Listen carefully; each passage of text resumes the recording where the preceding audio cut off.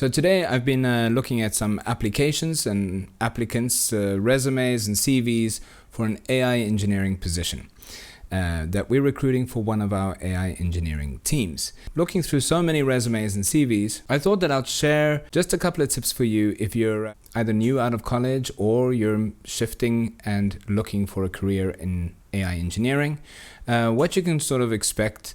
And especially as this is such a popular role, what it is like on the other side of the desk, looking at these applications, what we're looking for, how we sift through candidates, and perhaps something will help you in this. So I'll paint you the scenario. Picture me sitting here at my desk, and I have my computer in front of me, and I'm looking at a whole bunch of resumes. Now, just to give you an idea, I get hundreds of resumes, CVs, cover letters, and my first job is to sift through them and figure out who's worth talking to. And sort of the way we do that, if you can imagine, is that there's almost something like a little funnel process.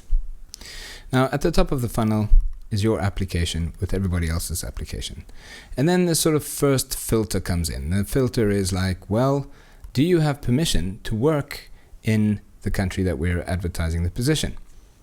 Okay. In this case, we spend a lot of time in the office. Would you be able to come into the office from time to time? That's another sort of criteria. And then there might be a few others, right? So with that filter, you're still going to be one of the many that sort of filter down, right?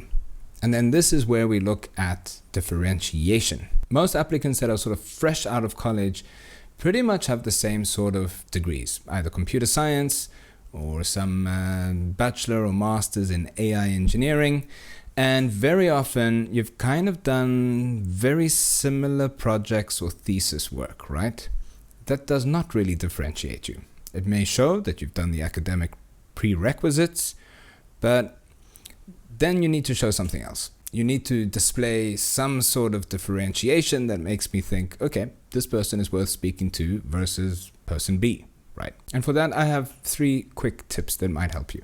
Tip number 1, show me some sort of product development experience, right? And this means, have you built something that somebody else uses? That demonstrates a couple of things. Like, first of all, you probably worked the full stack, the front end, the back end, a database, along with the agentic work, of course. Second, that tells me a little bit about what you're interested. Why did you choose that project? And how did you get started? And where did you get stuck? And how did you overcome that? It's almost like real world experience, and it really opens up for very interesting conversations. In tip number 2, I would say, yeah, in this day and age, write a cover letter, okay? Because this position is almost oversubscribed, a cover letter is an opportunity to show your personality, to describe in your own words why you even applied for this position and what you're hoping to learn from it. Now, one side note on cover letters, please, I pray to the gods, don't write it with AI. AI is wonderful, I work with it every day, but this is the opportunity for you to show me who you are in your own words. It's probably one of the most important emails you could write, and if you write it in your own words, it tells me so much more. At least that you made the effort, but also it gives me a window into who you actually are. Otherwise, I'm afraid to say, your AI written cover letter sounds like the next person's. Okay, again, differentiate. This is a very popular position. You want to stand out. Now, my third tip here is show me your personality.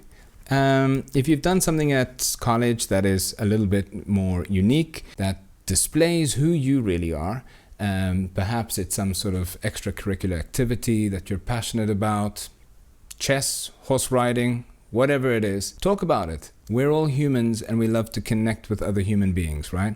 Share more about yourself, what you feel comfortable about. That helps to paint a fuller picture of you than just your resume. Right, so if you are looking for a job in the space, I hope this helped.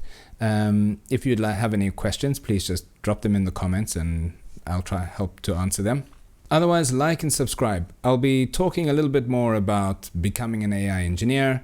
I'll be talking about the job posting that we're looking for and experiences around working in tech. Otherwise, I wish you all the best and I'll see you in the next one.